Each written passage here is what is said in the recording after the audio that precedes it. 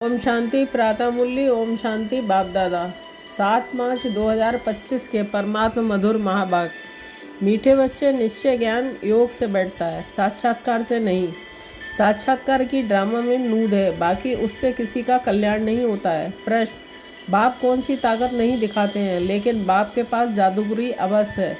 मनुष्य समझते हैं कि भगवान तो ताकतमंद है, वह मरे हुए को भी जिंदा कर सकते हैं, परंतु बाबा कहते हैं ये ताकत मैं नहीं दिखाता। बाकी कोई नौदा भक्ति करते हैं तो उन्हें साक्षात्कार करा देता हूँ। ये भी ड्रामा में नूद है। साक्षात्कार कराने की जादूगरी बाप के पास है, इसलिए कई बच्चों को घर बैठे भी ब्रह्मा व श्री कृष्ण का साक्षात्कार हो जाता है।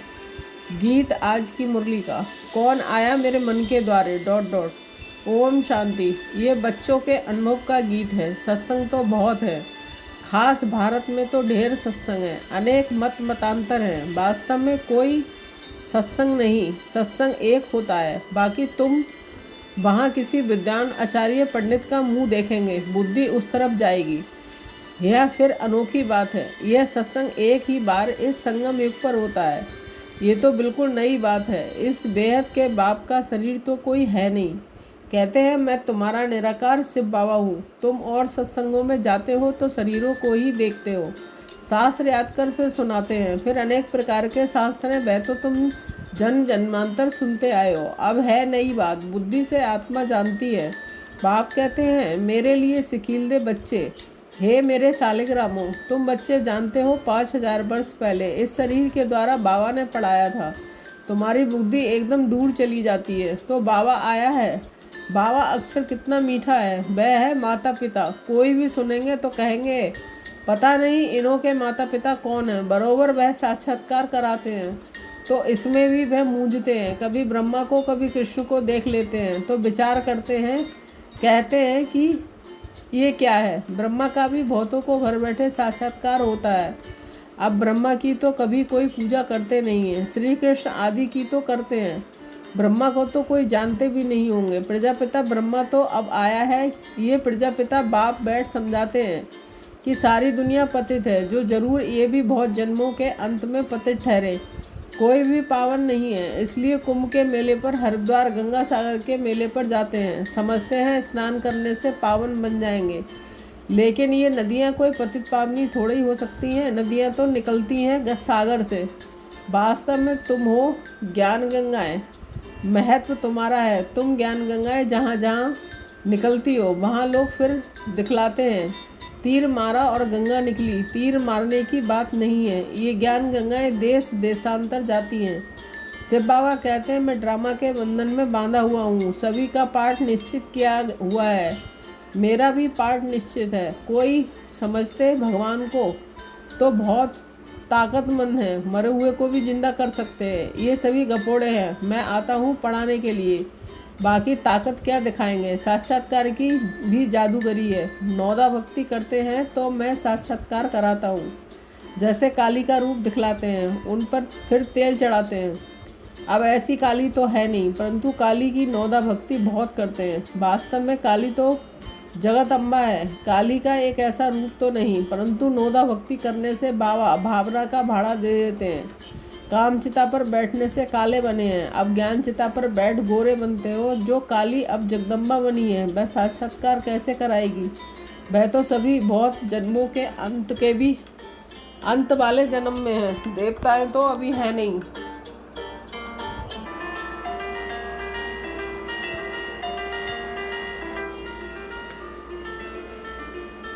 शास्त्र याद कर फिर सुनाते हैं। अनेक प्रकार के शास्त्र हैं, वह तो तुम जन्मांतर सुनते आए हो। अब है नई बात, बुद्धि से आत्मा जानती है। बाप कहते हैं हे मेरे सिकील बच्चे, हे मेरे सालिग्रामों, तुम बच्चे जानते हो 5000 वर्ष पहले इस शरीर के द्वारा बाबा ने पढ़ाया था। तुम्हारी बुद्धि एकदम दूर चली जाती है तो बाबा आया है। बाबा अक्षर कितना मीठा है, वह है माता पिता। कोई भी सुनेंगे तो कहेंगे पता नहीं इन्हों के माता पिता कौन हैं। बरोबर ये साक्षात्कार कराते हैं तो इसमें भी वह मूंझते हैं। कभी ब्रह्मा को कभी कृष्ण को देख लेते हैं तो विचार करते रहते हैं कि ये क्या है। ब्रह्मा का भी बहुतों को घर बैठे साक्षात्कार होता है। अब ब्रह्मा की तो कोई कभी पूजा करते नहीं है, श्री कृष्ण आदि की तो करते हैं। ब्रह्मा को तो कोई जानते भी नहीं होंगे। प्रजापिता ब्रह्मा तो अब आया है, ये है प्रजापिता। बाप बैठ समझाते हैं कि सारी दुनिया पतित है, तो जरूर ये भी बहुत जन्मों के अंत में पतित ठहरे, कोई भी पावन नहीं है। इसलिए कुंभ के मेले पर, हरिद्वार गंगा के सागर के मेले पर जाते हैं। समझते हैं स्नान करने से पावन बन जाएंगे, लेकिन ये नदियाँ कोई पतित पावनी थोड़ी हो सकती हैं। नदियाँ तो निकलती हैं सागर से। वास्तव में तुम हो ज्ञान गंगाएं, तुम्हारा महत्व है। तुम ज्ञान गंगाएं जहाँ तहाँ निकलती हो। वो लोग फिर दिखलाते हैं तीर मारा और गंगा निकली। तीर मारने की तो बात ही नहीं है। ये ज्ञान गंगाएं देश देशांतर जाती हैं। शिव बाबा कहते हैं, मैं ड्रामा के बंधन में बांधा हुआ हूँ। सभी का पाठ निश्चित किया हुआ है, मेरा भी पाठ निश्चित है। कोई समझते हैं भगवान तो बहुत ताकतमंद है, मरे हुए को भी जिंदा कर सकते हैं। ये सभी गपोड़े हैं। मैं आता हूँ पढ़ाने के लिए, बाकी ताकत क्या दिखाएंगे। साक्षात्कार की भी जादूगरी है। नौदा भक्ति करते हैं तो मैं साक्षात्कार कराता हूँ। जैसे काली का रूप दिखलाते हैं, उन पर तेल चढ़ाते हैं। अब ऐसे काली तो है नहीं, परंतु काली की नौदा भक्ति बहुत करते हैं। वास्तव में काली को जगदम्बा है। काली का ऐसा रूप तो नहीं, परंतु नौदा भक्ति करने से बाबा भावना का भाड़ा दे देते हैं। काम चिता पर बैठने से काले बने, अब ज्ञान चिता पर बैठ गोरे बनते हो। जो काली अब जगदम्बा बनी है, वह साक्षात्कार कैसे कराएगी। वह तो अभी बहुत जन्मों के अंत में भी अंत वाले जन्म में है। देवताएं तो अभी है नहीं, तो वह क्या साक्षात्कार कराएंगे।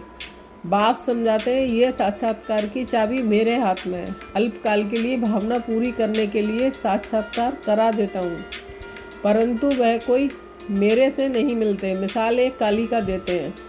इस रीति बहुत है। हनुमान गणेश आदि भल सिख लोग भी गुरु नानक की बहुत भक्ति करें तो उन्हें भी साक्षात्कार हो जाएगा, परंतु वह तो नीचे चले आते हैं। बाबा बच्चों को दिखलाते हैं कि देखो ये गुरु नानक की भक्ति कर रहे हैं। साक्षात्कार फिर भी मैं कराता हूँ। वह कैसे साक्षात्कार कराएंगे, उनके पास साक्षात्कार कराने की चाबी नहीं है।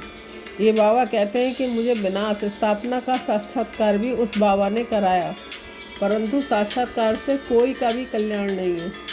ऐसे तो बहुतों का साक्षात्कार होते थे, आज वह है नहीं। बहुत बच्चे कहते हैं कि हमको अब साक्षात्कार हो तो निश्चय बैठे, परंतु निश्चय साक्षात्कार से नहीं हो सकता। निश्चय बैठता है ज्ञान और योग से। 5000 वर्ष पहले भी मैंने कहा था कि ये साक्षात्कार मैं कराता हूँ। मीरा ने भी साक्षात्कार किया। ऐसे नहीं कि आत्मा वहाँ चली गई, नहीं, बैठे बैठे साक्षात्कार कर लेते हैं, लेकिन मेरे को नहीं प्राप्त कर सकते।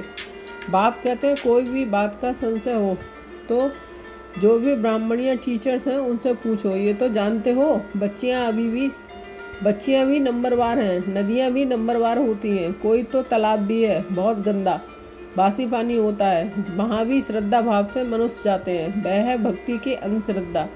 कभी भी कोई से भक्ति छुड़ानी नहीं है। जब ज्ञान में आ जाएंगे तो भक्ति आप ही छूट जाएगी।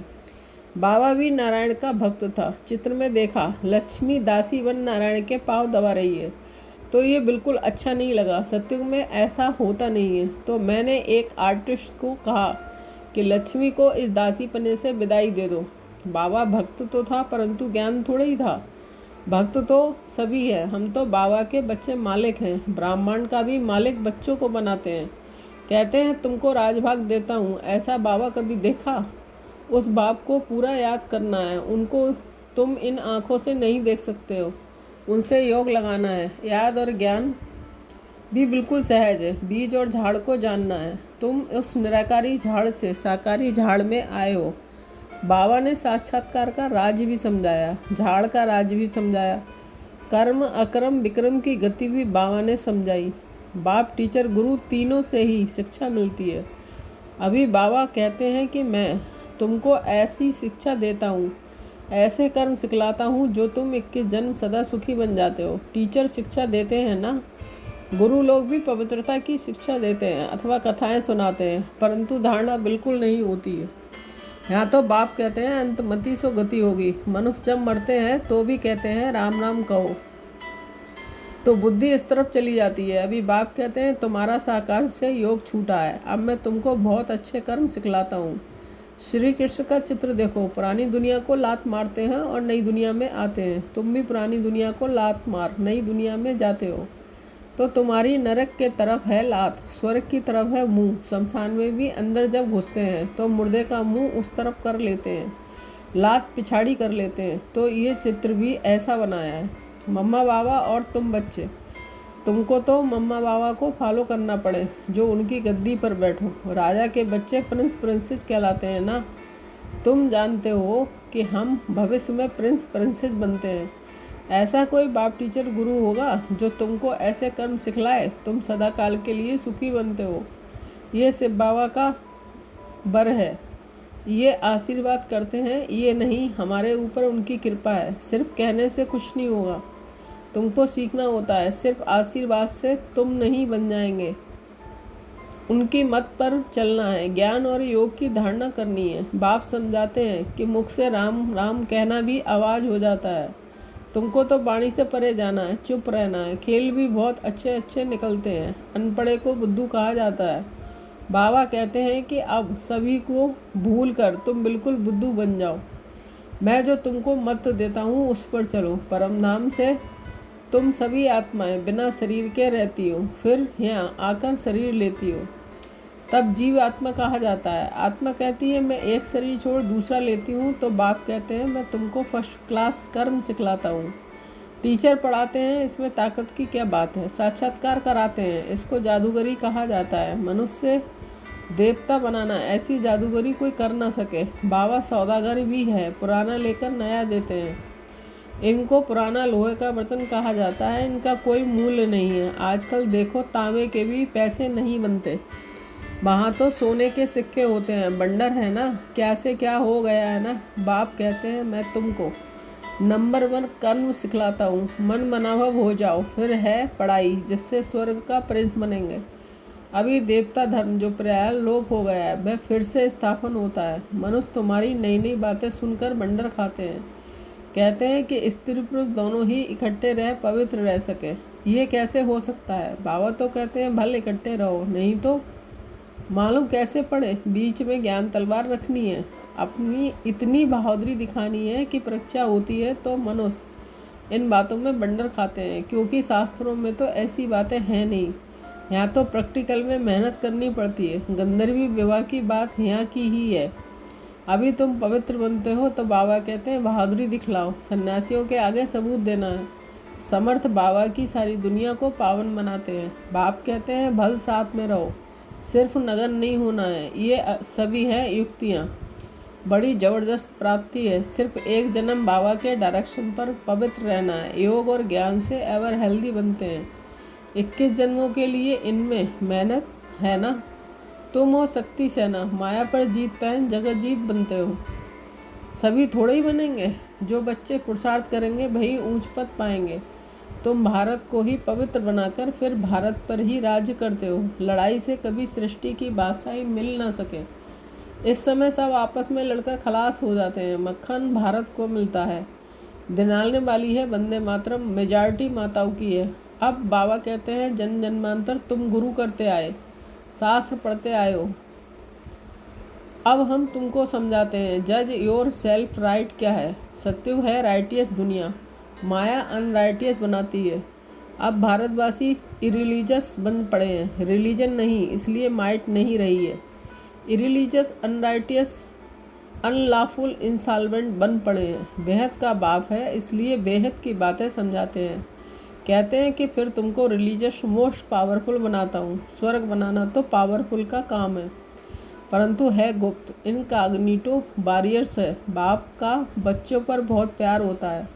मत देते हैं, बाप की मत, टीचर की मत, गुरु की मत, सुनार की मत, धोबी की मत, इसमें सभी मतें आ जाती हैं। अच्छा मीठे मीठे सिकीलदे बच्चों के प्रति माता पिता बाप दादा का याद प्यार और गुड मॉर्निंग। रूहानी बाप की रूहानी बच्चों को नमस्ते। हम रूहानी बच्चों की रूहानी माता पिता बाप दादा को याद प्यार गुड मॉर्निंग, नमस्ते नमस्ते, शुक्रिया बाबा शुक्रिया। धारणा के लिए मुख्य सार 1 पॉइंट। इस एक अंतिम जन्म में बाप के डायरेक्शन पर चल घर गृहस्थ में रहते पवित्र रहना है, इसमें बहादुरी दिखानी है। सेकंड, श्रीमत पर सदा श्रेष्ठ कर्म करने हैं। वाणी से परे जाना है, जो कुछ पढ़ा व सुना है उसे भूल बाप को याद करना है। वरदान, परिस्थितियों को गुड लक समझ अपने निश्चय के फाउंडेशन को मजबूत बनाने वाले अचल अटोल भाव।